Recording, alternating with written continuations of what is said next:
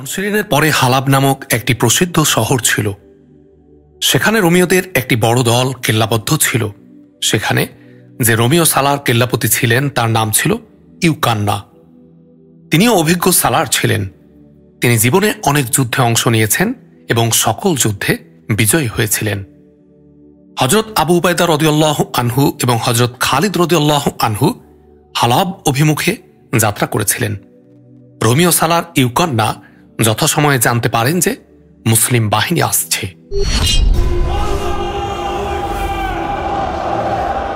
রোমীয় সালাররা কিছুদিন ধরে এই নিয়ম চালু করেছিল যে তারা যখন শুনত মুসলিম বাহিনী আসছে তখন তারা সৈন্যদেরকে একত্রিত করে উত্তেজনাকর ভাষণ দিত এবং কেল্লার বাইরে এসে লড়াই করত।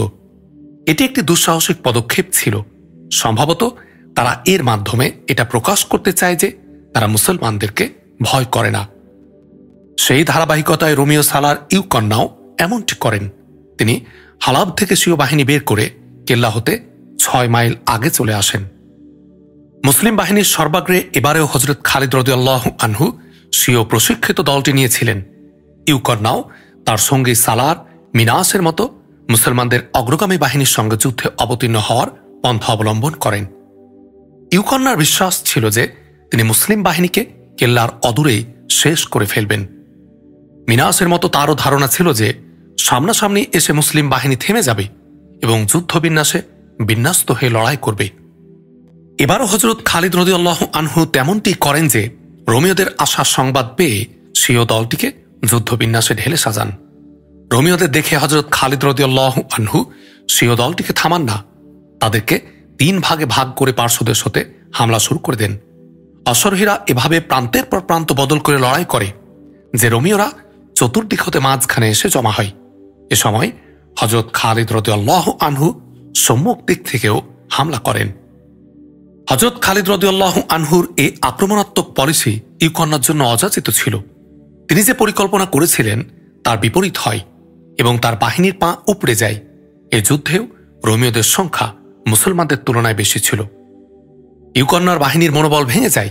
তিনি পিছু হটেন এবং কেল্লায় গিয়ে আশ্রয় নেন। কেল্লাটি ছিল পাহাড়ের উপর অবস্থিত, এ কারণে তা অধিকার করা কঠিন ছিল। মুসলমানরা কেল্লা অবরোধ করে রাখে। ইউকান্না অনেকবার স্বীয় বাহিনীকে কেল্লা হতে বের করে মুসলমানদের উপর হামলা করাতেন, কিন্তু অযথা প্রাণহানি ছাড়া তার আর কোনো ফায়দা হয় না। ইউকান্নার আশা ছিল যে সম্রাট হেরাকেল সৈন্য এবং রসদ সামগ্রী পাঠাবেন। সম্ভবত তার এই তথ্য জানা ছিল না যে প্রায় সমগ্র সিরিয়ায় মুসলমানরা ছড়িয়ে পড়েছিল এবং এখন আর কোথাও হতে তার সাহায্য পাবার সম্ভাবনা ছিল না। একসময় ইউকান্না হামলার ধারা বন্ধ করে দেন এবং কেল্লার অভ্যন্তরে চুপচাপ বসে থাকেন। মুসলমানরা যে কোনো উপায়ে কেল্লার অভ্যন্তরে যাওয়ার জন্য চেষ্টা করছিল, কিন্তু সফল হতে পারে না। এভাবে অবরোধকাল 4 মাস পেরিয়ে যায়। দীর্ঘ অবরোধ হয়ে কেল্লার অভ্যন্তরে রোমীয়রা এমন উদ্বিগ্ন ও ভীত সন্ত্রস্ত হয় যে ইউকান্না একদিন তার দূত বাইরে এই বার্তা দিয়ে পাঠায় যে তিনি অস্ত্র সমর্পণ করতে প্রস্তুত আছেন। ইউকান্নার এই আশা ছিল যে হজরত খালিদ রাদিয়াল্লাহু আনহু তার দেয়া শর্ত মেনে নেবেন। তার শর্ত এই ছিল যে তাকে এবং তার সকল সৈন্যকে কেল্লা হতে নিরাপদে চলে যাওয়ার সুযোগ দিতে হবে। তার দূত যখন ফিরে গিয়ে তাকে জানায় যে মুসলমানরা তার শর্ত মেনে নিয়েছে, তখন তিনি হতবাক হয়ে যান। না, তিনি বলেন, এমনটি হতে পারে না যে বিজয়ীরা ওই সৈন্যদেরকে ক্ষমা করে দেবে যারা তাদের সামনে অস্ত্র সমর্পণ করে। আমি জানি কপালে কি আছে। যখন খালি হাতে সৈন্যরা বাইরে বের হবে তখন তাদেরকে ঠান্ডা মাথায় হত্যা করা হবে। এক সময় সে ক্ষণ আসে যখন ইউকান্নার বাহিনী অস্ত্রহীন অবস্থায় বাইরে বেরিয়ে আসে এবং তারা মুসলমানদের মাঝখান দিয়ে নিরাপদে চলে যায়। নিয়ম ছিল ইউকান্না সকলের পূর্বে বের হবেন, কিন্তু তিনি সবাইকে অবাক করে দিয়ে পরিশেষেও বের হন না। হজরত খালিদ রাদিয়াল্লাহু আনহু কেল্লায় প্রবেশ করলে ইউকান্না তাকে সাদর সম্ভাষণ এবং উষ্ণ অভ্যর্থনা জানান। রোমীয় সালার হজরত খালিদ রাদিয়াল্লাহু আনহু বলেন, আপনি এবার যেতে পারেন। ইবনে ওলীদ ইউকান্না বলেন, আমি যাব না। যদি আমি আপনাদের সঙ্গে থাকতে চাই তাহলে আমাকে কোন শর্ত মানতে হবে? ইসলাম কবুল করুন। হজরত খালিদ রাদিয়াল্লাহু আনহু বলেন, অতঃপর আপনার মর্যাদা তাই থাকবে যা এখন আছে। নিঃসন্দেহে এটাই আমার তামান্না ছিল, ইউকান্না বলেন। ইউকান্না হযরত খালিদ রাদিয়াল্লাহু আনহুর হাতে হাত দিয়ে ইসলাম গ্রহণ করেন এবং পরবর্তী যুদ্ধক্ষেত্রে তিনি প্রমাণ দেন যে তিনি ইসলামের একজন নির্ভরযোগ্য এবং দুর্বার সালার। সিরিয়ার একটি বড় শহর ইনতাকিয়া। এ শহরের গুরুত্ব ছিল অনেক। এটি অতি গুরুত্বপূর্ণ একটি শহর হওয়ায় রোম সম্রাট হেরাকেল এখানে তার হেডকোয়ার্টার বানিয়েছিল। এখান থেকেই তিনি দেশের বিভিন্ন স্থানে প্রয়োজন মতো সৈন্য এবং যুদ্ধসাজ সরঞ্জাম পাঠাতেন। হেরাকেল বর্তমানে এখানে ছিলেন না। তিনি ইয়ারমুক যুদ্ধে পরাজিত হয়ে সিরিয়া ভূখণ্ড ত্যাগ করেছিলেন এবং সম্ভবত কস্তুনতুনিয়া চলে গিয়েছিলেন। কিন্তু ইনতাকিয়ার পূর্বের মতো রোমীয় সৈন্য এবং হেডকোয়ার্টার বিদ্যমান ছিল। সেখান থেকে রোমীয়দের উৎখাত করা অনিবার্য ছিল, কারণ এর উপরেই সিরিয়ার পূর্ণাঙ্গ বিজয় নির্ভরশীল ছিল। হযরত আবু উবাইদা রাদিয়াল্লাহু আনহু ইনতাকিয়া অভিমুখে যাত্রা করার নির্দেশ দেন। নিয়মানুযায়ী হযরত খালিদ রাদিয়াল্লাহু আনহু স্বীয় প্রশিক্ষিত অশ্বারোহী দলটি নিয়ে সর্বাগ্রে চলছিলেন। যেহেতু ইনতাকিয়া রোমীয়দের সর্বশেষ বড় কেল্লা এবং গুরুত্বপূর্ণ স্থান রয়ে গিয়েছিল এবং সেটা রোমীয় সৈন্যদের হেডকোয়ার্টারও ছিল, এই কারণে এটাই স্বাভাবিক ধারণা ছিল যে এখানেও ইয়ারমুকের মতো রক্তক্ষয়ী লড়াই হবে। হযরত আবু উবাইদা রাদিয়াল্লাহু আনহু এবং হযরত খালিদ রাদিয়াল্লাহু আনহু মুজাহিদ বাহিনীকে জানিয়ে দিয়েছিলেন যে সামনে বিপদ কত ভয়াবহ। সবচেয়ে বড় আশঙ্কা এই ছিল যে মুজাহিদ বাহিনী মদিনা হতে বের হওয়ার সময়কাল 4 বছর ছড়িয়ে গিয়েছিল এবং তারা নিয়মিত লড়ে চলছিল। দীর্ঘ লড়াই হেতু তাদের দৈহিক শক্তি লোপ পেয়েছিল। তারা বর্তমানে আত্মিক শক্তিতে বলীয়ান ছিল, যা তাদেরকে মনুষ্যতার উচ্চ স্তরে উন্নীত করেছিল। তারা নিজেদেরকে আল্লাহর রাহে সোপর্দ করে দিয়েছিলেন। মুজাহিদ বাহিনীর বিশ্রামের কোনো সুযোগ ছিল না। দিনের বেলায় তলোয়ারের ঝংকার, তীরের শোঁ শোঁ আওয়াজ, বর্ষার আঘাত প্রতিহত করা এবং পাল্টা আঘাত করার মধ্য দিয়ে অতিবাহিত হতো এবং রাত কাটত নিজেদের সাথী সঙ্গীদের আত্মচিৎকার শোনার মধ্য দিয়ে। তারা বাতিলের একটি প্রান্তরের মূলোৎপাটন করতে না করতে সামনে আরেকটি প্রান্তর এসে দাঁড়িয়ে যেত। তারা শেষমেশ রক্তমাংসের মানুষই ছিল। তাদের রক্তমাংস ক্লান্তিতে ভেঙে পড়েছিল। শত্রুরা তাদের এই দৈহিক অবস্থা সম্পর্কে অবগত ছিল এবং এটাই ছিল এক ধরনের বড় দুর্বলতা, যা সালারগণ মর্মে মর্মে অনুভব করতেন। ইনতাকিয়ার প্রতিরোধ ব্যবস্থা অত্যন্ত সুদৃঢ় ছিল। গোয়েন্দাদের প্রেরিত তথ্য সালারদের উদ্বিগ্ন করে তুলছিল, কিন্তু থেমে যাওয়া এবং অপেক্ষা করাও ছিল বিপদ সংকুল। রোমীয়দের কাঙ্ক্ষিত সাহায্য আসার পূর্বেই ইনতাকিয়া জয় করা জরুরি ছিল। মুজাহিদদের বারবার কুরআন শরীফের এই আয়াত স্মরণ করিয়ে দেয়া হচ্ছিল, ততক্ষণ পর্যন্ত লড়াই করো যতক্ষণ কুফরি ফিতনার মূলোৎপাটন না হয়। ক্ষমতা কেবল আল্লাহ তাআলার এবং পরিশেষে আল্লাহর দ্বীনের কেবল বিজয় হবে। ইনতাকিয়া পর্যন্ত পৌঁছার রাস্তায় 2-3টি ছোট ছোট কেল্লা ছিল। সেগুলো কবজা করতে করতে যখন মুজাহিদ বাহিনী ইনতাকিয়া হতে 13-14 মাইল দূরে এসে পৌঁছে, তখন এক গোয়েন্দা এসে হাজির হয়। আবু সুলাইমান, গোয়েন্দা হযরত খালিদ রাদিয়াল্লাহু আনহুকে বলে, অদূরেই একটি নদী আছে। নদীর উপর একটি মজবুত ব্রিজ আছে। এ পুলের এপারে একদল রোমীয় সৈন্য প্রস্তুত হয়ে আছে। অতএব হয় রাস্তা পরিবর্তন করা হোক কিংবা যুদ্ধের প্রস্তুতি নেওয়া হোক। তোমার উপর আল্লাহর রহম হোক। হযরত খালিদ রাদিয়াল্লাহু আনহু বলেন, আল্লাহ চাইলে এ সৈন্যরাও আমাদের গতিরোধ করতে পারবে না। তাদের সংখ্যা কত হবে? আমাদের সমস্ত সৈন্যের চেয়ে দ্বিগুণ তো অবশ্যই হবে, গোয়েন্দা জানাই। পেছনে যাও। হযরত খালিদ রাদিয়াল্লাহু আনহু বলেন, প্রধান সেনাপতিকে গিয়ে বলো যে তিনি যেন জলদি করে সমস্ত সৈন্য নিয়ে আসেন। হযরত আবু উবাইদা রাদিয়াল্লাহু আনহু যখন পূর্ণ বাহিনী নিয়ে আসেন, তখন পুরো বাহিনীকে যুদ্ধ সাজে ঢেলে সাজানো হয় এবং তাদেরকে অগ্রসর হওয়ার নির্দেশ দেওয়া হয়। রোমীয় বাহিনী বেশি দূরে ছিল না। যে স্থানে রোমীয় বাহিনী মুসলিম বাহিনীর গতিরোধ করতে দাঁড়িয়েছিল, সেটা ইনতাকিয়া হতে 12 মাইল দূরে ছিল। রোমীয় সালার এই প্রজ্ঞার পরিচয় দিয়েছিল যে তারা নদীকে তাদের পশ্চাতে রেখেছিল। যে স্থানে বড় মজবুত পুল ছিল, পুলটিও রোমীয়দের পশ্চাতে ছিল। হযরত খালিদ রাদিয়াল্লাহু আনহু রীতি অনুযায়ী অপেক্ষা করেন না, এসেই স্বীয় প্রশিক্ষিত অশ্বারোহী দলটিকে প্রশিক্ষণ মোতাবেক হামলা করার নির্দেশ প্রদান করেন। এর পেছনে তার এই উদ্দেশ্য ছিল যে এতে করে রোমীয়দের বিন্যাস ভেঙে যাবে অথবা বিপর্যস্ত হবে। বিশেষ বাহিনী আক্রমণ করো আর এদিক ওদিক সটকে পড়ো রীতি অনুযায়ী আমল করতে থাকে। যখন শত্রুদের ঐক্যে ফাটল ধরতে থাকে, তখন হযরত আবু উবাইদা রাদিয়াল্লাহু আনহু শত্রুদের এক পার্শ্ব বাহিনীর উপর হামলা শুরু করেন। পেছনে নদী ছিল। হযরত খালিদ রাদিয়াল্লাহু আনহু এর এই চেষ্টা ছিল যে শত্রুদেরকে পেছনে এতটুকু ঠেলে দেয়া যাতে নদী তাদের জন্য মুসিবতে পরিণত হয়, অথবা তাদেরকে এতটুকু সামনের দিকে এগিয়ে নিয়ে আসা যাতে তাদের পশ্চাতে যাওয়ার জন্য ঘোড়াদের জায়গা হয়ে যায়। হযরত আবু উবাইদা রাদিয়াল্লাহু আনহু এবং হযরত খালিদ রাদিয়াল্লাহু আনহুর আক্রমণ কিছুটা এই ধরনের ছিল যাতে তাদের লক্ষ্য অর্জিত হয়। কিন্তু রোমীয় সৈন্যদের সালারও অভিজ্ঞ এবং সমর নেতৃত্ব ও রণকৌশলের ওস্তাদ ছিল। সে তার বাহিনীকে সুশৃঙ্খল রাখে এবং মুসলমানদের উপর হামলা করায় ও মুসলমানদের হামলার প্রতিরোধ করায়। এভাবে যুদ্ধক্রমেই রক্তক্ষয় হতে থাকে। হযরত খালিদ রাদিয়াল্লাহু আনহু রোমীয় সালারকে দেখতে পান। তিনি কয়েকজন অশ্বারোহীকে বলেন তারা যেন সম্মুখ বাহিনীর মাঝে ঢুকে পড়তে চেষ্টা করে। কয়েকজন অশ্বারোহী এই চেষ্টায় জীবন বাজি রাখে। সবশেষে কয়েকজন অশ্বারোহী রোমীয় সালার পর্যন্ত পৌঁছে যায় এবং তার বডিগার্ডদের পুচ্ছ ভেদ করে সালারকে হত্যা করতে সফল হয়। রোমীয় ঝান্ডা ভূপতিত হতে সৈন্যদের মাঝে হুলস্থুল পড়ে যায় এবং তারা পিছু হটতে থাকে।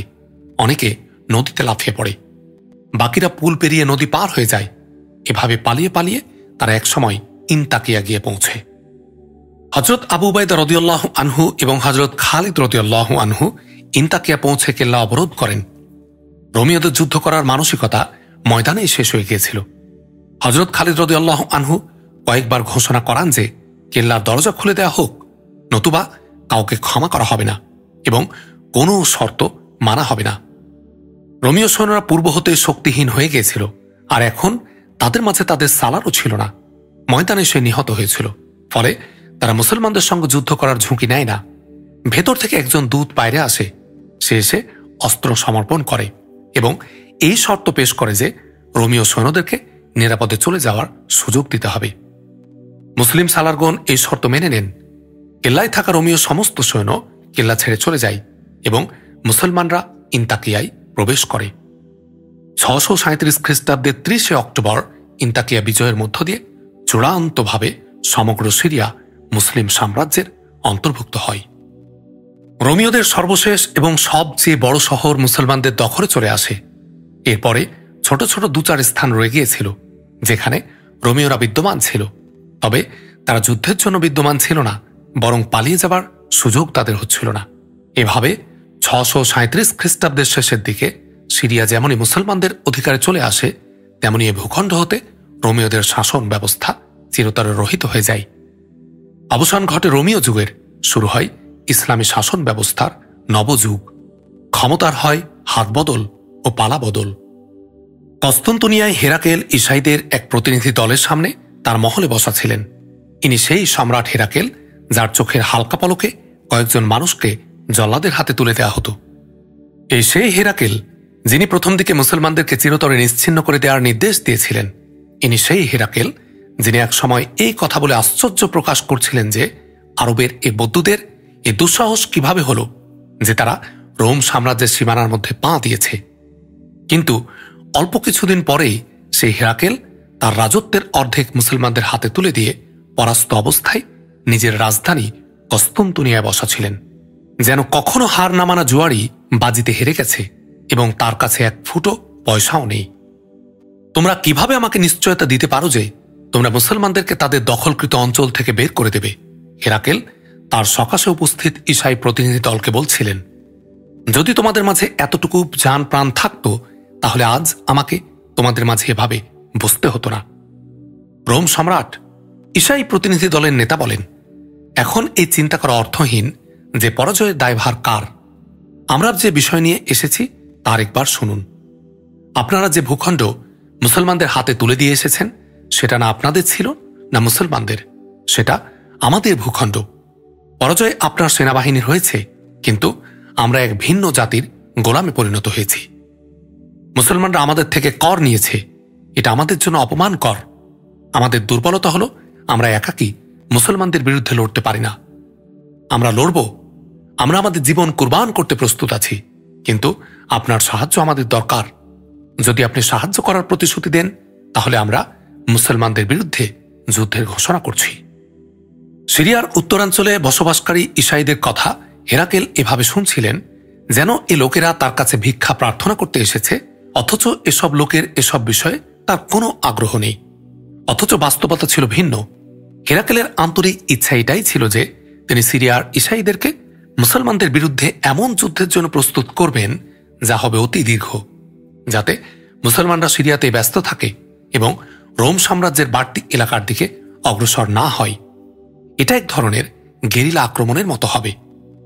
বেশিরভাগ ঐতিহাসিক লিখেছেন হেরাকেল তলে তলে সিরিয়ার নির্ভরযোগ্য পাদ্রীদেরকে উস্কে দিয়েছিল যাতে তারা ঈসাইদেরকে মুসলমানদের বিরুদ্ধে ব্যবহার করে। ইতিহাসে এ তথ্য লেখা আছে যে ঈসাইরা প্রস্তুত হয়ে গিয়েছিল। ঈসাইদের যে প্রতিনিধি দল হেরাকেলের সামনে বসা ছিল, তাদের এই খবর ছিল না যে প্রস্তাব তারা পেশ করতে এসেছে হেরাকেল পূর্ব হতেই তা বাস্তবায়নের জন্য আত্মনিয়োগ করেছে। আগত প্রতিনিধি দলের কাছে তিনি এটা প্রকাশ করতে চান না যে তাদেরকে সাহায্য করে তিনি তাদের উপর মহা অনুগ্রহ করেছেন। পরিশেষে হেরাকেল প্রতিনিধি দলকে জানান যে তারা যেন ফিরে গিয়ে স্থানীয় পাদ্রীর সঙ্গে মিলিত হন এবং পাদ্রী তাদের জানাবে যে তাদের পেশকৃত প্রস্তাব কিভাবে কার্যকর হবে। হেরাকেল তাদের একথা বলেও আশ্বস্ত করেন যে ঈসাইরা যখন মুসলমানদের উপর স্থানে স্থানে হামলা শুরু করবে তখন হেরাকেল তাদেরকে সাহায্য হিসাবে তার ফৌজ প্রদান করবেন। মুসলমানরা তাদের গোয়েন্দা বিভাগের লোকজন চতুর্দিকে ছড়িয়ে রেখেছিল, যাদের মধ্যে এমন গোয়েন্দাও ছিল যারা ঈসাই বেশে ঈসাইদের সঙ্গেই থাকত এবং পাদ্রীদের মুরিদ হয়ে গিয়েছিল। তাদের মধ্যে কতক সিরিয়া ছেড়ে দক্ষিণ তুর্কি পর্যন্ত চলে গিয়েছিল। এটি রোম সাম্রাজ্যের অংশবিশেষ ছিল।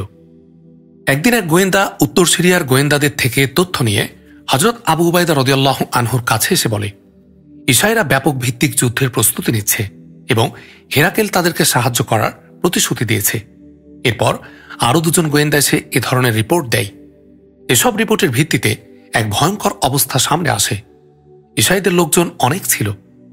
হযরত আবু উবাইদা রাদিয়াল্লাহু আনহু এবং হযরত খালিদ রাদিয়াল্লাহু আনহুর জানা ছিল যে ঈসাইদের বিরুদ্ধে যুদ্ধ অত্যন্ত মারাত্মক হবে। এর কারণ এই ছিল যে রোমীয়রা যেসব এলাকা ছেড়ে গিয়েছিল তা তাদের ছিল না। তারা পালিয়ে তাদের মূল সাম্রাজ্যে গিয়ে আশ্রয় নিয়েছিল। অধিকৃত ভূখণ্ড মূলত ঈসাইদের ছিল। মুসলমানদের আনুগত্য স্বীকার করায় তাদের প্রতি কোনো সামাজিক, অর্থনৈতিক কিংবা ধর্মীয় নিষেধাজ্ঞা বলবৎ হয়নি, কিন্তু তারপরেও তারা মুসলমানদের গোলামি মেনে নিতে পারছিল না। যুদ্ধ করতে এসে পরাস্ত হলে তাদের জন্য পালানোর কোনো স্থান ছিল না, তাই তারা যুদ্ধের প্রস্তুতি এমনভাবে নিচ্ছিল যা তাদের জয়ের কারণ হতে পারত। গোয়েন্দাতে থেকে পূর্ণ রিপোর্ট নেওয়া হয় যে ঈসাইদের সংখ্যা কত হবে, তাদের অস্ত্রশস্ত্র কেমন হবে এবং তাদের নেতৃত্ব কেমন হবে। ধারণা করা হচ্ছিল যে যুদ্ধে নেতৃত্ব দেবে রোমীয় সালাররাই, কেননা ঈসাইদের মধ্যে নেতৃত্ব দেওয়ার মতো কোনো সালার ছিল না। কেউ থেকে থাকলেও সে মুসলমান সালারদের সমপর্যায়ের কখনো ছিল না। তারপরেও যে উদ্ভূত পরিস্থিতি সৃষ্টি হয়েছিল তাও মুসলমানদের জন্য বিরাট শঙ্কার কারণ হতে পারত। আবু সুলাইমান হযরত আবু উবাইদা রাদিয়াল্লাহু আনহু হযরত খালিদ রাদিয়াল্লাহু আনহুর কাছে পরামর্শ চেয়ে বলেন, সিরিয়ায় আমাদের রাজত্ব নবজাতকের মতো, আমাদের কদম এখনো জমেনি। যদি আমরা কোনো ঝুঁকি নেই এবং তাতে পরিস্থিতি আমাদের প্রতিকূলে চলে যায়, তাহলে আমরা মদিনা পর্যন্ত জীবিত পৌঁছতে পারব না। আমিনুল উম্মাত হযরত খালিদ রাদিয়াল্লাহু আনহু বলেন, আমাদের জীবিত থাকা না থাকার প্রশ্ন নয়, এটা চিন্তা করুন যে তখন ইসলামের পতন শুরু হয়ে যাবে, কেননা সমস্ত সৈন্য এখন সিরিয়ায়। এটা কি ভালো হয় না যে আমরা এ বিষয়ে আমিরুল মুমিনিনকে অবগত করি? হযরত আবু উবাইদা রাদিয়াল্লাহু আনহু বলেন, এবং মদিনা হতে সাহায্যও চাই। আমাদের সংখ্যা কতই বা আছে? আমিনুল উম্মাত হযরত খালিদ রাদিয়াল্লাহু আনহু বলেন, মদিনা পর্যন্ত বার্তা যেতে এবং সেখান থেকে সাহায্য আসতে অনেক সময় লেগে যাবে। এটা কি ভালো হয় না যে বিভিন্ন স্থানে ছড়িয়ে থাকা আমাদের সৈন্যদেরকে আমরা এক স্থানে সমবেত করি? সেসব স্থানে আমরা একান্ত প্রয়োজন মতো সৈন্য রাখব আর বাদবাকিদেরকে কোথাও প্রত্যাহার করে নিয়ে আসব। আল্লাহর কসম, আমি ঈসাইদেরকে খোলা ময়দানে এনে লড়াতে চাই। এসব আলোচনা হিমসে বসে হচ্ছিল। সেখানে অন্যান্য সালাররাও ছিল। তাদের সকলের মত ছিল আমরা হিমসের অভ্যন্তরেই থাকব আর ঈসাইদেরকে এখানে এসে অবরোধ করার সুযোগ দিব। হযরত আবু উবাইদা রাদিয়াল্লাহু আনহু অধিকাংশের মত অনুযায়ী এটাকেই রায় হিসাবে ঘোষণা করেন। আশপাশের এলাকায় যেসব মুজাহিদ ছিল তাদেরকেও হিমসে এনে সমবেত করা হয়।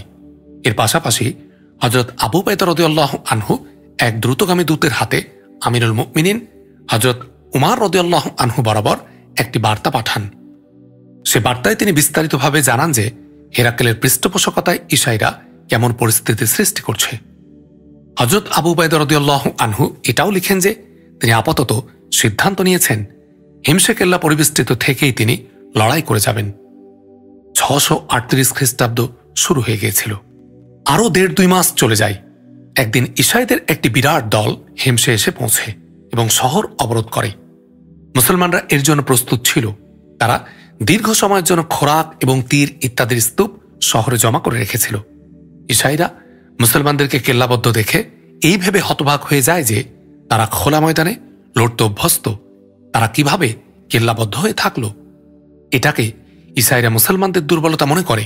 তারা মুসলমানদের আহ্বান করতে থাকে, মুসলমানরা, এবার তোমাদের মোকাবেলা হবে আরব ঈসাইদের সঙ্গে।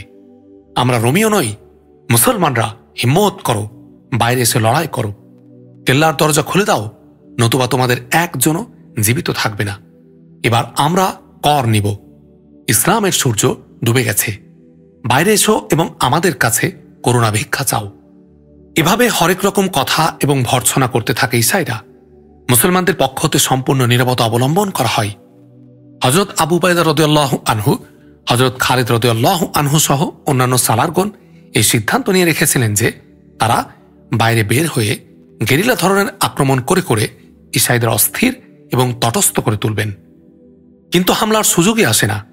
অবরোধের 4র্থ কিংবা 5ম দিন চলছিল। হঠাৎ ঈসাইদের মধ্যে হুলস্থুল পড়ে যায়। তাদের উপর কোনো বিপদ নেমে এসেছিল কিংবা বিপদ পতিত হচ্ছিল। যেসব মুসলমান কেল্লার পাঁচিলের উপর দাঁড়িয়েছিল তারা অবাক বিস্ময়ে দেখছিলেন যে তাদের দশা এমন হওয়ার কারণটা কি। দূরের দিগন্তে ধুলি উঠছিল। উড়ন্ত ধুলা ক্রমে ছড়িয়ে পড়ছিল এবং উপর পানে উঠছিল। এটা কোনো কাফেলার উৎক্ষিপ্ত ধুলি ছিল না। দূর থেকে বোঝা যাচ্ছিল যে এটা কোনো ফৌজের উৎক্ষিপ্ত ধুলাবালু হবে। যদি তারা কোনো ফৌজি দল হয়ে থাকে তবে হয়তো ঈসাইদের কোনো দল হবে কিংবা রোমীয় ফৌজ হওয়ার সম্ভাবনা ছিল। ঈসাইদের মধ্যে যে হুলস্থুল পড়ে যায় তা ক্রমে বৃদ্ধি পেতে থাকে এবং তারা যুদ্ধ করার বিন্যাসে বিন্যস্ত হতে থাকে। উৎক্ষিপ্ত ধূলিঝড় তখন অনেক দূরে ছিল। ঈসাইরা এক অজানা আতঙ্কে হিমসের অবরোধ গুটিয়ে নিয়েছিল এবং তারা একদিকে অতি দ্রুততার সঙ্গে চলছিল। মুসলমানরা দেয়ালে দেয়ালে নারা ধ্বনি দিতে শুরু করে। ধুলাবালুর আস্তর ভেদ করে শনে শনে একদল ফৌজের আত্মপ্রকাশ ঘটে। এটা ছিল মুসলিম বাহিনী। ঈসাইরা তাদের আগমনের খবর পূর্ব হতেই জেনে ফেলেছিল। ঐতিহাসিকগণ লেখেন, ঈসাইদের কোনো ট্রেনিং ছিল না। তারা অবরোধ অব্যাহত রাখলে নিজেরাই অবরুদ্ধ হয়ে যেত। হিমসের কেল্লার দরজা খুলে যেত এবং ভেতর থেকে মুসলিম বাহিনীও বেরিয়ে আসত। তখন ঈসাইদের পরিণাম হতো অত্যন্ত ভয়াবহ। তাদের সামনে এ আশঙ্কাও ছিল যে তারা বসতিতে কোনো সৈন্য রেখে আসেনি। ফলে যুদ্ধ শুরু হলে মুসলমানরা তাদের পরাজিত করে তাদের বসতিতে হামলা চালিয়ে বসতি গুড়িয়ে দেবে এবং বসতির একজন মানুষও জিন্দা থাকবে না। হিমসে অবরুদ্ধ মুসলিম বাহিনীকে যে মুসলিম ফৌজ সাহায্য করতে আসে তাদের সংখ্যা ছিল 4000। তারা সকলেই অশ্বারোহী ছিলেন এবং তাদের সালার ছিলেন কাকা বিন আমর। এ মদদ এভাবে আসে যে হযরত আবু উবাইদা রাদিয়াল্লাহু আনহু খলিফাতুল মুসলিমিন হযরত উমর রাদিয়াল্লাহু আনহুকে বার্তা পাঠালেন। তিনি বলেছিলেন যে ঈসাইরা ট্রেনিং প্রাপ্ত সৈনিক নয়। তাদেরকে হযরত আবু উবাইদা রাদিয়াল্লাহু আনহু এবং হযরত খালিদ রাদিয়াল্লাহু আনহু সামলাবেন, কিন্তু সাহায্যের আশু প্রয়োজন। হযরত উমর রাদিয়াল্লাহু আনহু ইরাকে অবস্থানরত মুসলিম বাহিনীর সেনাপতি হযরত সাদ বিন আবি ওয়াক্কাস রাদিয়াল্লাহু আনহুকে নির্দেশ পাঠান যে 3 জন সালারকে ঈসাই অধ্যুষিত এলাকায় পাঠিয়ে দাও।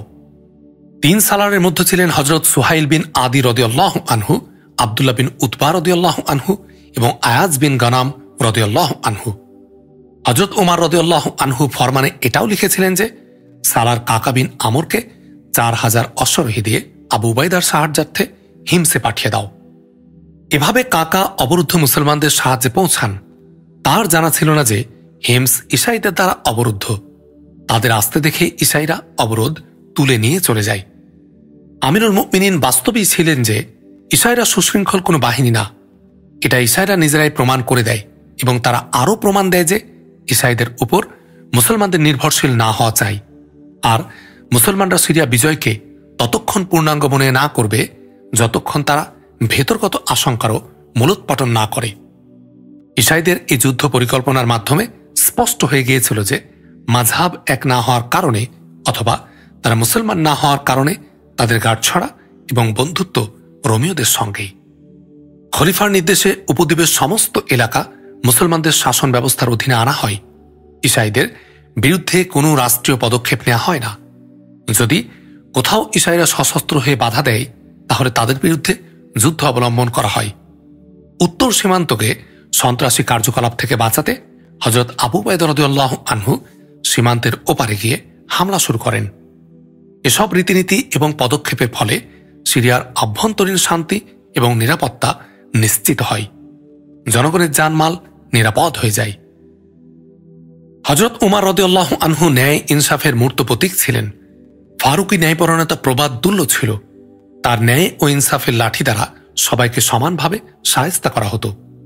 তার ন্যায়দণ্ড গরিব, আমির, রং, বংশ এবং মনিব, গোলাম কাউকে চিনত না। তজ্জুগে হযরত খালিদ রাদিয়াল্লাহু আনহু এর সমপাল্লার কোনো সালার ছিল না। তিনি ইসলামকে সিরিয়া, জর্দান, ফিলিস্তিন পর্যন্ত প্রসার করেছিলেন। বাইতুল মুকাদ্দাসের বিজয়ী যেই হন না কেন, এতে কোনো সংশয় সন্দেহের অবকাশ নেই যে হযরত খালিদ রাদিয়াল্লাহু আনহু না হলে বাইতুল মুকাদ্দাস জয় করা এত সহজ হতো না। হযরত উমর রাদিয়াল্লাহু আনহু ব্যক্তিগতভাবে ভালো করে জানতেন যে কায়সার ও কিসরার বিরুদ্ধে কতক বিজয় এজন্য সম্ভব হয়েছিল যে সেসব যুদ্ধের ব্যাপারে হযরত খালিদ রাদিয়াল্লাহু আনহু অসাধারণ দুঃসাহসিক সিদ্ধান্ত নিয়েছিলেন। হযরত আবু উবাইদা রাদিয়াল্লাহু আনহু ঠান্ডা মেজাজের সালার ছিলেন। হযরত খালিদ রাদিয়াল্লাহু আনহু তার সঙ্গে না থাকলে রোমীয়দের বিরুদ্ধে এত দ্রুত এত বেশি সফলতা অর্জন করা সম্ভব হতো না। স্বয়ং হযরত উমর রাদিয়াল্লাহু আনহু হযরত খালিদ রাদিয়াল্লাহু আনহুর প্রশংসাকারী ছিলেন, কিন্তু যখন হযরত উমর রাদিয়াল্লাহু আনহুর কানে হযরত খালিদ রাদিয়াল্লাহু আনহুর বিরুদ্ধে এমন এক অভিযোগ পৌঁছে যা ইসলামের রীতিনীতির বিরোধী ছিল, যেটা হযরত উমর রাদিয়াল্লাহু আনহু এড়িয়ে যেতে পারেন না, তখন তিনি তৎক্ষণাৎ পদক্ষেপ গ্রহণের নির্দেশ দেন। হযরত উমর রাদিয়াল্লাহু আনহু এটা ভাবেন না যে মর্যাদা ও সম্মানের বিচারে হযরত খালিদ রাদিয়াল্লাহু আনহুর যে উঁচু অবস্থান, তাতে সামান্য অভিযোগ আমলে না নিলেও চলে। কতিপয় ঐতিহাসিক লিখেছেন হযরত উমর রাদিয়াল্লাহু আনহু খলিফা হয়ে সমস্ত বাহিনীতে 1-2 করে বিশেষ গোয়েন্দা লাগিয়ে রেখেছিলেন, যাদের দায়িত্ব ছিল সালার এবং দায়িত্বশীলদের ব্যক্তিগত বিষয়ে নজর রাখা।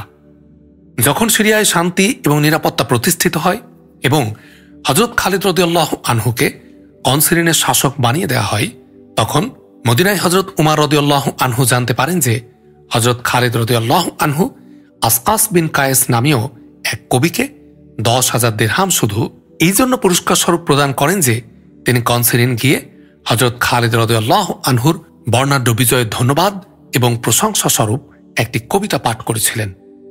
আসআস বিন কায়েস বনু কিন্দার সর্দার ছিলেন। তিনি কবিতা রচনা এবং গুণ কীর্তন করাকে পেশা হিসেবে বেছে নিয়েছিলেন। তিনি এবং তার মতো আরও কিছু কবি সালার এবং শাসকদের কাছে যেতেন, কবিতা পাঠ করতেন এবং হাদিয়া তোহফা পুরস্কার অর্জন করতেন। এভাবে আসআস কনসিরিনে হযরত খালিদ রাদিয়াল্লাহু আনহুর কাছে যান। হযরত খালিদ রাদিয়াল্লাহু আনহু আমির পিতার পুত্র ছিলেন। তিনি জীবনে অসচ্ছলতা কোনোদিন দেখেননি। শাহজাদাদের মতো লালিত পালিত হয়েছিলেন। অর্ধেক জীবন যুদ্ধের ময়দানে মাটিতে শুয়ে এবং ঘোড়ার পিঠে পার করছিলেন। তার রুচি ও স্বভাব ছিল উন্নত এবং মার্জিত। তিনি দানশীল ছিলেন। প্রত্যেক সুন্দরের ভক্ত এবং অনুরক্ত ছিলেন। ছিমছাম ও ফিটফাটকে তিনি ভালোবাসতেন। তিনি ওই কবিকে যে পুরস্কার দিয়েছিলেন তা নিজের পকেট থেকে দিয়েছিলেন। সে সময়ে সালার এবং আমিররা অনেক ধনী হতো। এর কারণ এই ছিল যে দুশ্মনের যে সালারকে তিনি মল্লযুদ্ধে পরাস্ত করতেন, তার সমস্ত সহায় সম্পদের অধিকারী তিনি হতেন। এছাড়া গনিমতের মাল থেকে তিনি অংশ পেতেন। হযরত খালিদ রাদিয়াল্লাহু আনহু জীবনে অনেক শত্রুপক্ষ সালারকে মল্লযুদ্ধে হত্যা করেছিলেন।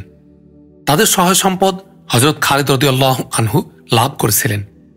ইতিহাস সাক্ষী যে হযরত খালিদ রাদিয়াল্লাহু আনহু তার সমস্ত সম্পদ নিজের কাছে রাখতেন না। ঐতিহাসিকগণ লিখেছেন, সিরিয়ার যুদ্ধ সমাপ্ত হলে হযরত খালিদ রাদিয়াল্লাহু আনহু নিজের প্রশিক্ষিত দলটিকে নিজের পকেট থেকে নগদ পুরস্কার দিয়েছিলেন। তার বিশেষ বাহিনী যে নৈপুণ্য ও কীর্তি পেশ করেছিল তা পূর্বে বর্ণিত হয়েছে। তারা এর চেয়েও বেশি পুরস্কারের যোগ্য ছিল, কিন্তু রাষ্ট্রীয় নীতিনীতির দৃষ্টিতে পুরস্কারের হিসাবটা ছিল ভিন্ন এবং সেটাই ছিল ইসলামের আইনের সাথে অধিক সাদৃশ্যপূর্ণ। হযরত উমর রাদিয়াল্লাহু আনহু ইসলামী ইতিহাসের প্রখ্যাত মুয়াজ্জিন হযরত বেলাল রাদিয়াল্লাহু আনহুর হাতে হযরত আবু উবাইদা রাদিয়াল্লাহু আনহুর নামে একটি লিখিত পত্র পাঠান।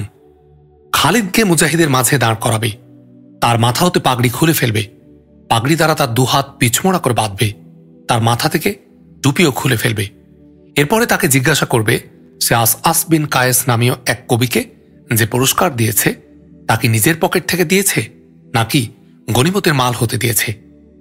যদি সে স্বীকার করে যে মালে গনিমত হতে দিয়েছে তাহলে তাকে খেয়ানতকারী হিসাবে বন্দী করবে, আর যদি সে নিজের পকেট থেকে দিয়ে থাকে তাহলে তাকে অপচয়ের অভিযোগে অভিযুক্ত করবে। এই দুইয়ের মধ্যে হতে যে অভিযোগে সে স্বীকার করবে তার প্রতিফল হিসাবে তাকে বর্তমান পদ থেকে বরখাস্ত করবে এবং তার স্থানে তুমি কাজ করবে।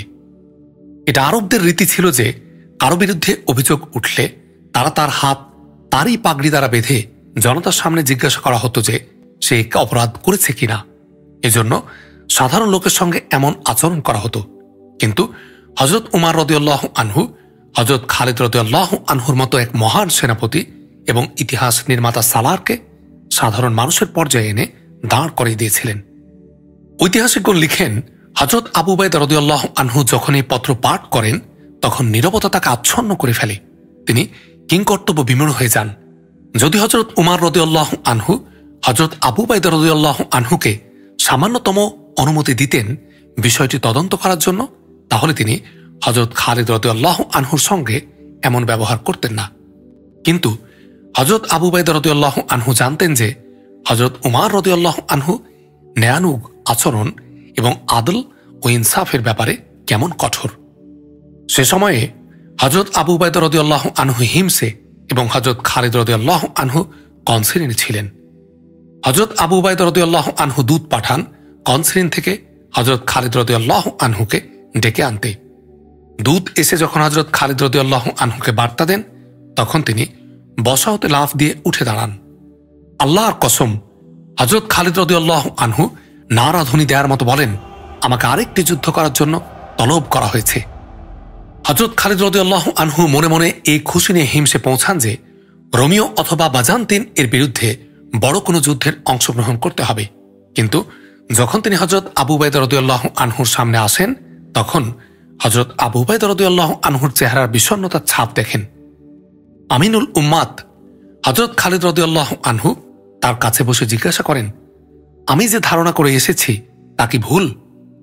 আবু সুলাইমান হযরত আবু উবাইদা রাদিয়াল্লাহু আনহু গভীর ভগ্নাহত কণ্ঠে বলেন, আমিরুল মুমিনিন তোমার উপর অভিযোগ দায়ের করেছেন যে তুমি 10,000 দিরহাম আসকে দিয়েছ। যদি তা গনিমতের মাল হতে দাও তাহলে এটা খেয়ানতের অপরাধ, আর যদি নিজের পকেট থেকে দাও তাহলে এটা অপব্যয়, যা ইসলামের দৃষ্টিতে নাজায়েজ। হযরত বেলাল রাদিয়াল্লাহু আনহু এই জবাব নেওয়ার জন্য এসেছেন। হযরত খালিদ রাদিয়াল্লাহু আনহুর প্রতিক্রিয়া এই ছিল যে তিনি নীরব হয়ে যান। হযরত আবু উবাইদা রাদিয়াল্লাহু আনহু আরেকবার জিজ্ঞাসা করেন, কিন্তু হযরত খালিদ রাদিয়াল্লাহু আনহুর মুখ হতে একটি শব্দও বের হয় না। মূলত হযরত আবু উবাইদা রাদিয়াল্লাহু আনহু চাচ্ছিলেন যে হযরত খালিদ রাদিয়াল্লাহু আনহু কিছু না কিছু অবশ্যই বলুক, যাতে ওই কাজ করা না লাগে যা করতে আমিরুল মুমিনিন পত্র মারফত নির্দেশ দিয়েছেন। হযরত খালিদ রাদিয়াল্লাহু আনহুর উপর এমন প্রভাব পড়ে যে তিনি হযরত বেলাল রাদিয়াল্লাহু আনহুর দিকে ফিরেও তাকান না।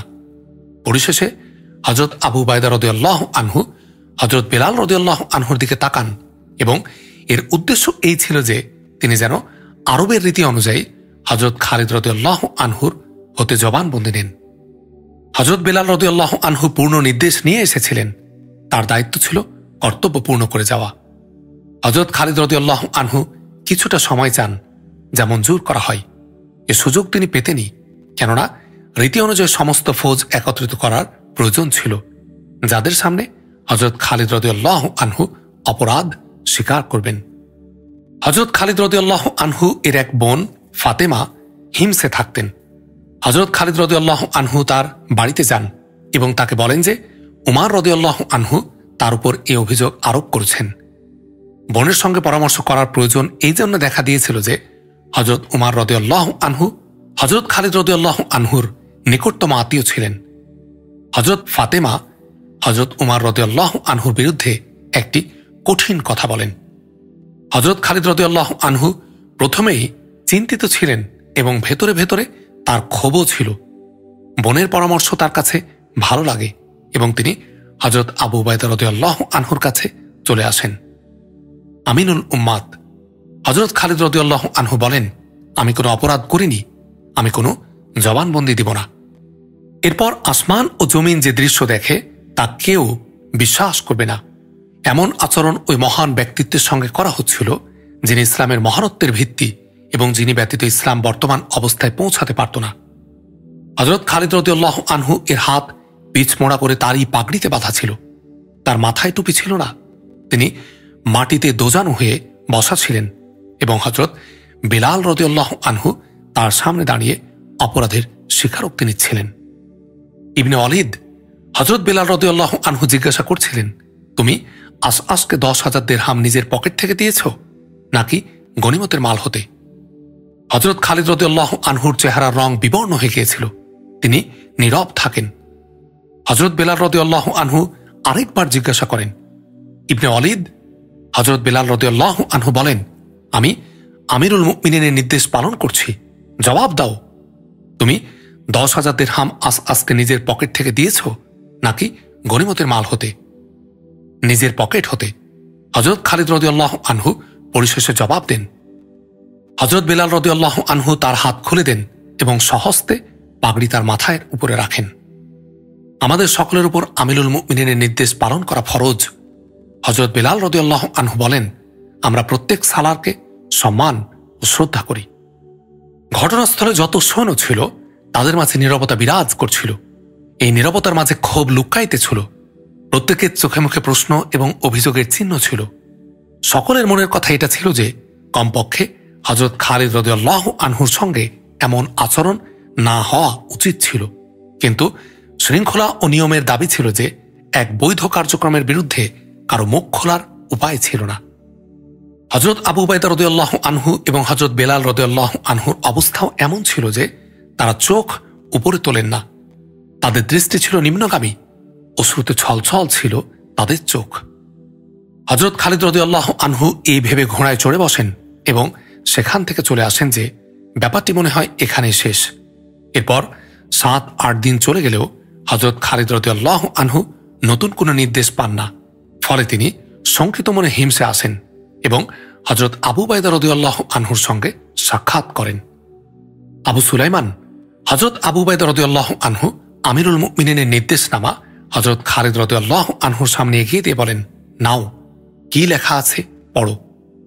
এটা ছিল সেই হুকুমনামা যা আমিরুল মুমিনিন হযরত আবু উবাইদা রাদিয়াল্লাহু আনহুর বরাবর পাঠিয়েছিলেন, যাতে লেখা ছিল খালিদ যেটাই স্বীকার করুক না কেন তাকে যেন বরখাস্ত করা হয়।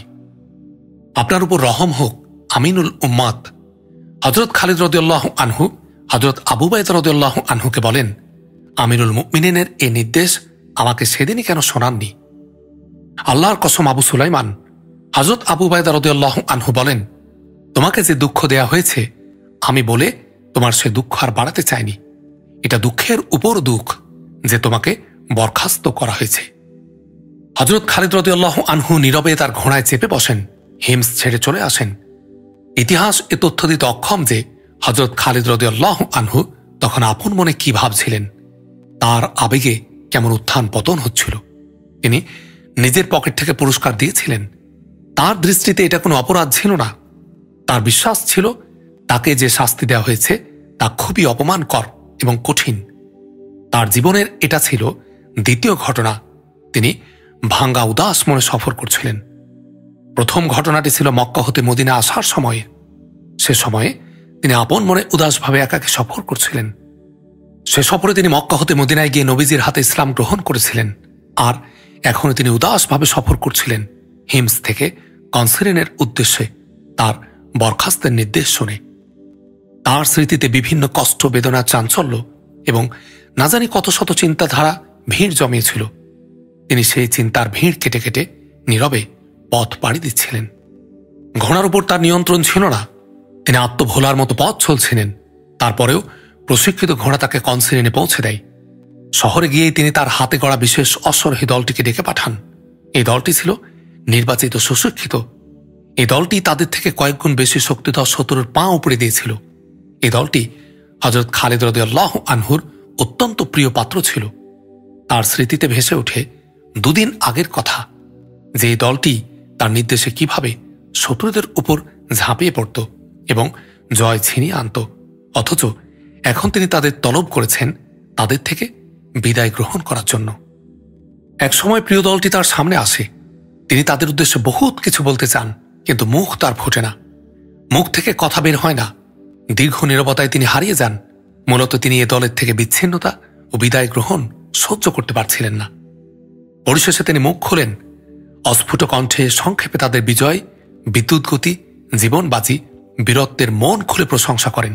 এরপর তাদের জানান যে তিনি আজ তাদের থেকে চিরবিদায় গ্রহণ করছেন। হযরত খালিদ রাদিয়াল্লাহু আনহুর শেষ কথাটি তাদের হৃদয়ে এফোড় ওফোড় করে দেয়। বিদ্যুৎ স্পৃষ্টের মতো তারা শক খায়। তারাও সইতে পারে না প্রিয় নেতার বিরহ বেদনা। ফলে অস্ফুট কান্নায় তাদের শ্বাস ফুলতে থাকে। শুনশান নীরবতা নেমে আসে সকলের মাঝে। অবশেষে কান্নার রোল নীরব নিস্তব্ধতাকে ভেঙে খান খান করে দেয়। হযরত খালিদ রাদিয়াল্লাহু আনহু ঘোড়ার মুখ ঘুরিয়ে নেন এবং সেখান থেকে দ্রুত প্রস্থান করেন, কারণ এ দৃশ্য তার সহ্যের বাইরে ছিল। সেখান থেকে হযরত খালিদ রাদিয়াল্লাহু আনহু হিমসে যান। সমস্ত মুজাহিদদের সঙ্গে দেখা করেন, ভাঙা মনে সকলকে বিদায় জানান এবং মদিনার উদ্দেশ্যে যাত্রা করেন। হযরত খালিদ রাদিয়াল্লাহু আনহু মদিনায় প্রবেশ করেন, কিন্তু এক বিজয়ী সালারের বেশে নয়। যে জনতা ঘর থেকে বের হয়ে তাকে অভ্যর্থনা জানাবে, তার অবস্থা ছিল এক সাজাপ্রাপ্ত আসামির মতো। ঘটনাক্রমে মদিনার এক গলিতে তিনি হযরত উমার রাদিয়াল্লাহু আনহুর মুখোমুখি হন। আবু সুলাইমান হযরত উমার রাদিয়াল্লাহু আনহু হযরত খালিদ রাদিয়াল্লাহু আনহুর সমর কীর্তির কথা এভাবে স্মরণ করে বলেন, তুমি ওই কাজ করেছ যা অন্যরা করতে পারে না, তবে প্রত্যেক কাজ আল্লাহ করেন। আর আপনি যে কাজ করেছেন তা কোনো মুসলমানের মনোভূত হয়নি। হযরত খালিদ রাদিয়াল্লাহু আনহু বলেন, হে ইবনে খাত্তাব, আপনি আমার সঙ্গে বেইনসাফি করেছেন। কোথাওতে এসেছে এই অর্থ সম্পদ যা তুমি অবৈধভাবে খরচ করছো? হযরত উমার রাদিয়াল্লাহু আনহু বলেন, আবু সুলাইমান, তুমি কি রোমিও ও পারস্যদের মতো বাদশাহ হতে চাও? আল্লাহর কসম, তুমি অবশ্যই আমার কাছে সম্মানের পাত্র। তুমি আমার প্রিয়জন। এখন তোমার বিরুদ্ধে আমার আর কোনো অভিযোগ থাকবে না। আল্লাহর কসম, আমি কোনো সালার, আমির, কোনো শাসককে বাদশার মতো হতে দিব না যে কেউ তার প্রশংসায় পঞ্চমুখ হলে সে তার পকেট পুরস্কার দিয়ে ভরে দেবে। হযরত খালিদ রাদিয়াল্লাহু আনহু এরপর 1-2 দিন মদিনায় থেকে কনসিলিন চলে যান। তিনি চিরদিনের জন্য মদিনা ছেড়ে যান। আল্লাহর তলোয়ার খাপে বদ্ধ হয়ে যায়। আলোচ্য ঘটনা সম্পর্কে অনেক কথা বলা যায়। ইতিহাস রচয়িতাগণ এ ব্যাপারে নিজ নিজ মত প্রকাশ করেছেন। কেউ কেউ হযরত উমার রাদিয়াল্লাহু আনহুর উক্ত সিদ্ধান্তের বিরুদ্ধে লিখেছেন। খোলাফায়ে রাশিদিনকে হেয় প্রতিপন্নকারীরা লিখেছেন যে হযরত উমার রাদিয়াল্লাহু আনহুর মনে হযরত খালিদ রাদিয়াল্লাহু আনহুর বিরুদ্ধে ব্যক্তিগত আক্রোশ ছিল, যা তিনি এভাবে মেটান যে খলিফা হয়ে তিনি হযরত খালিদ রাদিয়াল্লাহু আনহুকে প্রধান সেনাপতির পদ থেকে বরখাস্ত করে দেন। কিন্তু বাস্তবতা ভিন্ন কিছু ছিল। যদি আমরা বিষয়টি বর্তমান যুগ এবং এ যুগের শাসকদের অবস্থা সামনে রেখে ভাবি, তাহলে হযরত উমার রাদিয়াল্লাহু আনহুর ফয়সালা ভালো লাগবে না। ভালো লাগার কথা নয়, কিন্তু যদি আমরা সে যুগের অবস্থা কল্পনায় আনি এবং তার গভীরে প্রবেশ করি, তাহলে আমরা এই সিদ্ধান্তে পৌঁছতে বাধ্য হব যে যুগ হিসাবে হযরত উমার রাদিয়াল্লাহু আনহুর ফয়সালাই সর্বোচ্চ সঠিক ছিল। চিন্তা করুন, হযরত উমার রাদিয়াল্লাহু আনহু বলেছিলেন, তুমি বাদশাহ হতে চাও? কেন তিনি কথা বলেছিলেন? কারণ হল, বাদশাহদের প্রকৃতি এমনই হয়, যে ব্যক্তি তাদের প্রশংসায় 2-4 বাক্য বলে দেয়, তারা তাদেরকে সম্মান ও পুরস্কার দিয়ে ঢেকে দেয়। চিন্তা করুন, হযরত উমার রাদিয়াল্লাহু আনহু এর দৃষ্টি ভবিষ্যতের পর্দা ভেদ করে কত গভীরে পৌঁছেছিল। খোলাফায়ে রাশিদিনের পরে আগত খলিফারা পুরস্কার ও সম্মানের ধারা প্রচলন ঘটিয়েছিলেন। আব্বাসীরা তো পুরোদস্তুর বাদশাহ হয়ে গিয়েছিলেন। স্পেনের শেষ যুগকে দেখুন, তখনকার চিত্র ছিল এমন, রাজপুরীতে দরবার বসেছে। কবি এবং সাহিত্যিক গদ্য ও পদ্যে কবিতা পড়েছে এবং পুরস্কারে নিজেদের থলে ভরেছে, তখন খোসামদ ও চাটুকারি পেশায় পরিণত হয়েছিল। অথচ এসব পুরস্কারভোগী ও প্রশংসাকারী এবং চাটুকাররাই স্পেনের রাজত্বকে কর্ডোবা পতন পর্যন্ত পৌঁছে দিয়েছিল। এরপর ইসলামী সাম্রাজ্য বাদশাহদের মাঝে খণ্ড বিখণ্ড হয়ে যায়। হিন্দুস্তানে, ভারতবর্ষে মোগল সাম্রাজ্যের পুরস্কার প্রথার কথা তো সুপ্রসিদ্ধ। পরে একসময় এ কারণে এ সাম্রাজ্যের পতন ত্বরান্বিত হয়। পাকিস্তানের দিকে তাকান, পুরস্কার ও সম্মানের ওই নিন্দিত ধারা চলে আসছে, যাকে ইসলাম অবৈধ অপব্যয় বলে অভিহিত করেছে। হযরত খালিদ বিন ওলীদ রাদিয়াল্লাহু আনহু নিজের পকেট থেকে পুরস্কার দেন এবং এর জন্য বরখাস্তের শাস্তি পান। কিন্তু আমাদের শাসকগণ বর্তমানে সরকারি কোষাগার হতে পুরস্কার দিচ্ছে। বাস্তবতা এই যে পুরস্কারের এ অঢেল অর্থ মূলত বিদেশ থেকে আনা ঋণেরই অর্থ, যার সুদ আমরা দিয়ে থাকি। হযরত উমর রাদিয়াল্লাহু আনহুর দূরদৃষ্টি প্রত্যক্ষ করে যে যদি হাদিয়া, তোহফা ও পুরস্কারের ধারা অব্যাহত থাকে তবে তার পরিণামে পতন অনিবার্য। তাই তিনি হযরত খালিদ রাদিয়াল্লাহু আনহু এর মাহাত্ম্য এবং সম্মান সত্ত্বেও ওই কঠোর পদক্ষেপ নেন। তিনি এর দ্বারা সবাইকে সতর্ক করে দিতে চান যে অদূর ভবিষ্যতে কেউ যদি এমন অপচয় করে তাহলে তার ক্ষমা নেই। বিচারের কাঠগড়ায় তাদের দাঁড়াতেই হবে, শাস্তির সম্মুখীন হতেই হবে। তার এই পদক্ষেপ আপাত দৃষ্টিতে কঠিন ও রূঢ় মনে হলেও তার অন্তর্নিহিত বার্তা ছিল বড়ই শিক্ষামূলক। ভবিষ্যতের জন্য সকলে সতর্ক হয়ে গিয়েছিল। এতে যেমন এক নাজায়েজ কাজের লাগাম টেনে ধরা হয়েছিল, তেমনি ইসলামী সাম্রাজ্যের পতনের এক সমূহ সম্ভাবনার মূলোৎপাটন করা হয়েছিল। যদি হযরত উমর রাদিয়াল্লাহু আনহু সেদিন এই কঠিন পদক্ষেপ না নিতেন, তাহলে ইসলামী সাম্রাজ্যের আমির ও শাসকদের মধ্যে পুরস্কার প্রদানের প্রবণতা শুরু হয়ে যেত। সমাজে চাটুকার ও খোসামদের সয়লাভ বয়ে যেত। হযরত উমর রাদিয়াল্লাহু আনহু এটাকেই কঠিন হস্তে দমন করেছেন। হযরত উমর রাদিয়াল্লাহু আনহু এ কারণেও হযরত খালিদ রাদিয়াল্লাহু আনহুকে ক্ষমা করেন না যে তিনি বিশ্বকে দেখিয়ে দিতে চান আদল ও ইনসাফ ও শাস্তির ক্ষেত্রে ছোট বড় কোনো পার্থক্য নেই, আইন সকলের জন্য সমান। তিনি আরও ভেবেছিলেন যে তিনি যদি আজ হযরত খালিদ রাদিয়াল্লাহু আনহুকে মাফ করে দেন তাহলে এটা রীতি হয়ে যাবে যে সালার, আমির, শাসক এবং গুরুত্বপূর্ণ লোকেরা শাস্তির ঊর্ধ্বে। তারা অন্যায় করলেও শাস্তি থেকে রেহাই পেতে পারে, অর্থাৎ আইন শুধু দুর্বল ও নিম্ন শ্রেণীর জন্য, সবল ও উচ্চ শ্রেণীর লোকেরা আইনের ঊর্ধ্বে। তখন আদল ইনসাফ বলতে আর কিছু বাকি থাকবে না এবং ইসলামী সমাজ ও বড় শ্রেণীতে বিভক্ত হয়ে যাবে। হযরত উমর রাদিয়াল্লাহু আনহু আইন প্রয়োগের ক্ষেত্রে এত কঠোর ছিলেন যে তিনি এক অপরাধে নিজের পুত্রকে 100 বেত্রাঘাতের শাস্তি প্রদানের নির্দেশ দিয়েছিলেন। 80টি বেত্রাঘাত করার পর তার পুত্র মারা গিয়েছিল। হযরত উমর রাদিয়াল্লাহু আনহুকে বিষয়টি জানানো হলে তিনি নির্দেশ দেন যে 100 আঘাত পূর্ণ করো। ফলে বাকি 20টি বেত্রাঘাত লাশের উপরে প্রদান করা হয়। এই হল উমর রাদিয়াল্লাহু আনহু, আর এমনই ছিল তার ন্যায় নীতি। মদিনা হতে হযরত খালিদ রাদিয়াল্লাহু আনহু কনসিলিনে যান। সেখান থেকে হিমসে চলে আসেন।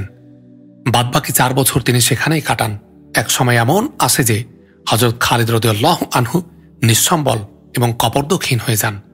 কুরাইশদের শাহজাদা, রণক্ষেত্রের বাদশাহ, উদার মনের অধিকারী, অমায়িক হাজার হাজার দিরহাম দানকারী মানুষটি চরম অর্থ সংকটে পড়েন। কিছুদিন পূর্বে আমিরুল মুমিনিন কতক মুসলমানের জন্য ভাতা নির্ধারণ করেছিলেন, বাৎসরিক 3000 দিরহাম। হযরত খালিদ রাদিয়াল্লাহু আনহু এ ভাতা পেতে থাকেন। এ ভাতার পয়সা দ্বারাই তিনি পরিবার পরিজন নিয়ে হিমসে কালাতিপাত করতে থাকেন।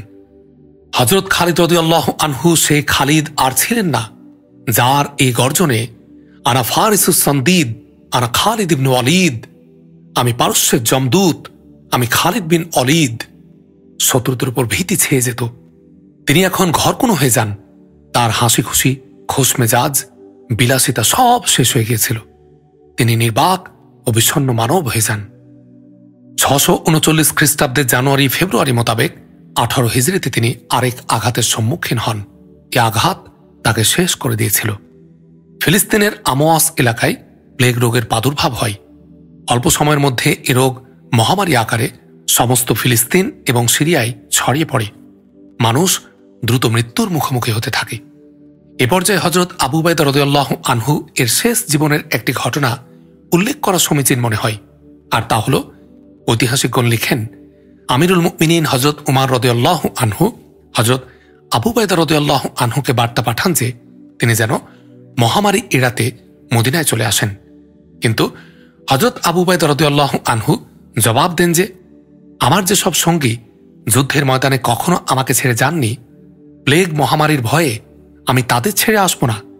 সুতরাং তিনি তার বাহিনীর সঙ্গেই থাকেন এবং প্লেগ মহামারীর শিকার হয়ে ইন্তেকাল করেন। হযরত খালিদ রাদিয়াল্লাহু আনহু যেসব সালার সঙ্গীদের সাথে থেকে একযোগে বড় বড় যুদ্ধে অংশগ্রহণ করেছিলেন, তারাও উক্ত মহামারীতে মারা যান। তাদের মধ্যে হযরত আবু উবাইদা রাদিয়াল্লাহু আনহু, হযরত সুরাবিল ইবনে হাসানা, হযরত জাররার রাদিয়াল্লাহু আনহু, হযরত ইয়াজিদ বিন আবু সুফিয়ান রাদিয়াল্লাহু আনহু অন্যতম ছিলেন। হযরত খালিদ রাদিয়াল্লাহু আনহু এর কয়েকজন সন্তানও প্লেগে আক্রান্ত হয়ে মারা যায়। চোখের সামনে প্রিয় সন্তানদের মারা যাওয়াটা হযরত খালিদ রাদিয়াল্লাহু আনহুর জন্য প্রচণ্ড আঘাত ছিল। তিনি মানসিকভাবে সম্পূর্ণ ভেঙে পড়েছিলেন। আঘাতে আঘাতে তার ভেতরটা ক্ষয় হয়ে গিয়েছিল। প্লেগ মহামারীতে প্রায় 25,000-এর মতো মুসলমান মারা গিয়েছিল। হযরত খালিদ রাদিয়াল্লাহু আনহু প্রথম থেকে সদা চুপচাপ থাকতেন, কিন্তু এবার প্লেগের সন্তানদের মারা যাওয়ায় এত নীরব হয়ে যান যেন তার কথা বলার শক্তি শেষ হয়ে গেছে। মুসলমানদের বিজয়ের ধারা অব্যাহত ছিল। হযরত আবু উবাইদা রাদিয়াল্লাহু আনহুর ইন্তেকালের পর প্রধান সেনাপতি হন হযরত আমর বিন আস রাদিয়াল্লাহু আনহু। হযরত খালিদ বিন ওয়ালিদ রাদিয়াল্লাহু আনহু যখন মুসলমানদের কোনো বিজয়ের খবর শুনতেন, তখন তার চেহারায় আনন্দ ঝলমল করত, কিন্তু তা ক্ষণিকের জন্য মাত্র। পরক্ষণে সেই চেহারা মেঘেরা এসে দখল করে নিত। খুশির ঝিলিক দূর হয়ে পুরনো বেদনার ছাপ আবার তার চেহারাকে গ্রাস করে নিত। সম্ভবত এ কারণে তার মনে বেদনা জাগত যে আরেকটি যুদ্ধ হয়ে গেল, অথচ তিনি তাতে শরিক হতে পারলেন না। 642 খ্রিস্টাব্দ মোতাবেক 21 হিজরিতে হযরত খালিদ রাদিয়াল্লাহু আনহুকে এমন সব রোগ ঘিরে ধরে যা তাকে ভেতর থেকে অতি দ্রুত কুরে কুরে খেয়ে নিঃশেষ করে চলছিল। এটা ছিল আঘাত প্রতিঘাতের প্রভাব। এক সময়ে তার শরীরে পচন শুরু হয়। এ অবস্থায় একদিন তার এক শুভাকাঙ্ক্ষী তাকে দেখতে আসেন এবং তাদের মাঝে আলোচনা হয়।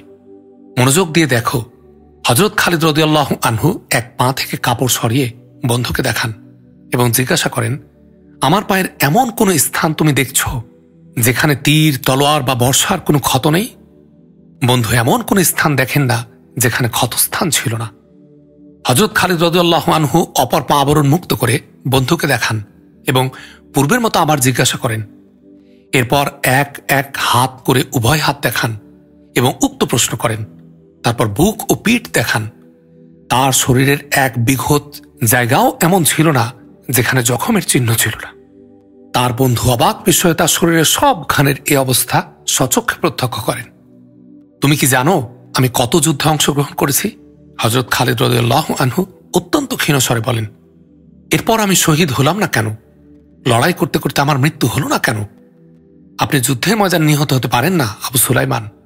বন্ধুবর তাকে আশ্বস্ত করে জানায়, আপনাকে রাসূলুল্লাহ সাল্লাল্লাহু আলাইহি ওয়াসাল্লাম সাইফুল্লাহ তথা আল্লাহর তরবারি আখ্যা দিয়েছেন। এটা নবীজির পক্ষ হতে ভবিষ্যৎবাণী ছিল যে আপনি যুদ্ধের ময়দানে মারা যাবেন না।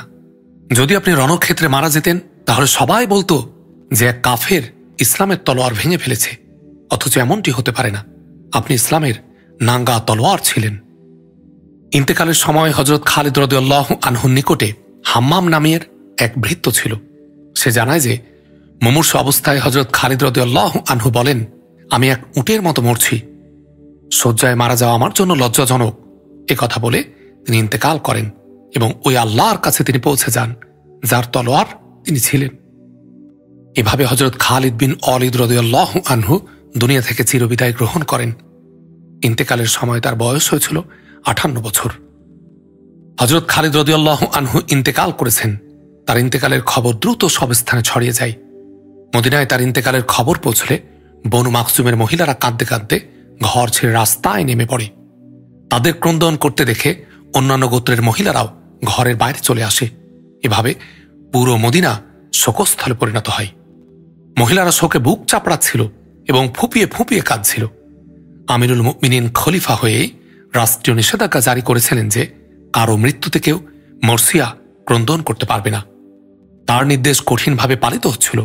কিন্তু হযরত খালিদ রাদিয়াল্লাহু আনহুর ইন্তেকালের খবরে মহিলারা কাঁদতে কাঁদতে ঘর ছেড়ে বাড়ি চলে এসেছিল। হযরত উমর রাদিয়াল্লাহু আনহু নিজের বাড়িতে থেকে মহিলাদের এই কান্নাধ্বনি ও শোকগাথা শোনেন। এতে তিনি চরম ক্ষুব্ধ হন। দেয়ালে ঝুলানো লাঠি হাতে নিয়ে দ্রুত বাইরে আসেন, কিন্তু দরজা পর্যন্ত এসেই তিনি থেমে যান। কিছুক্ষণ চিন্তা করে ফিরে আসেন। লাঠি সেখানেই ঝুলিয়ে রাখেন যেখানে পূর্বে ছিল। বনু মাকসুমের মহিলাদের জন্য কান্নার অনুমতি আছে। হযরত উমর রাদিয়াল্লাহু আনহু ঘোষণা দেন, তাদেরকে আবু সুলাইমানের ইন্তেকালে মাতম করতে দাও। তাদের কান্না দেখানোর জন্য নয়, ক্রন্দনকারীরা আবু সুলাইমানের মতো ব্যক্তিত্বের ইন্তেকালে কাঁদতেই পারে। হিমসে একটি সুন্দর বাগিচা আছে। সেখানে আছে ফুল ফল সমৃদ্ধ পুষ্পবিথি। মধ্যখানে রয়েছে একটি মসৃণ রাস্তা। ওই বাগিচায় একটি মসজিদ আছে। মসজিদটি হযরত খালিদ বিন ওয়ালিদ এর নামে সুপ্রসিদ্ধ। অত্যন্ত আকর্ষণীয় মসজিদ। এ মসজিদের এক কোণায় হযরত খালিদ রাদিয়াল্লাহু আনহুর কবর রয়েছে। হযরত খালিদ রাদিয়াল্লাহু আনহুর বীরত্ব গাথা যারা জানতে চান, তারা আজও যেন ওই মসজিদ হতে এই হুঙ্কার শুনতে পান, আনা ফারিসুস সামদিদ, আনা খালিদ ইবনে ওয়ালিদ। আমি পারস্যের যমদূত, আমি খালিদ বিন ওয়ালিদ। আলহামদুলিল্লাহি রাব্বিল আলামিন। দীর্ঘ সময় ধরে আমরা হযরত খালিদ বিন ওয়ালিদ রাদিয়াল্লাহু আনহুর জীবনে ভিত্তিক উপন্যাস নাঙ্গা তলোয়ার শুনলাম। আজকে শেষের দিকে আমি একটু আবেগী হয়ে গেছিলাম। আপনারা অবশ্যই ক্ষমা সুন্দর দৃষ্টিতে দেখবেন। আমার জন্য দোয়া করবেন। আপনাদের সকলের জন্য আমি দোয়া করি। আগামীতে ইনশাআল্লাহ নতুন কোনো সুন্দর সিরিজ নিয়ে আসব। আশা করি আপনারা ওই সিরিজের সাথে খালিদ বিন ওয়ালিদ রাদিয়াল্লাহু আনহুর সিরিজের মতোই পাশে থাকবেন। ভিডিওটিতে লাইক দিতে ভুলবেন না। আপনার পরামর্শ, আপনার মতামত কমেন্ট বক্সে জানাবেন। অনেক বেশি মানুষের কাছে পৌঁছে দেওয়ার জন্য কন্টেন্টগুলো শেয়ার করতে ভুলবেন না। দীর্ঘ সময় আমার সাথে থাকার জন্য আমি আপনাদের শুকরগুজারি করছি, আপনাদের শুকরিয়া আদায় করছি, ধন্যবাদ জ্ঞাপন করছি। আসসালামু আলাইকুম ওয়া রাহমাতুল্লাহ।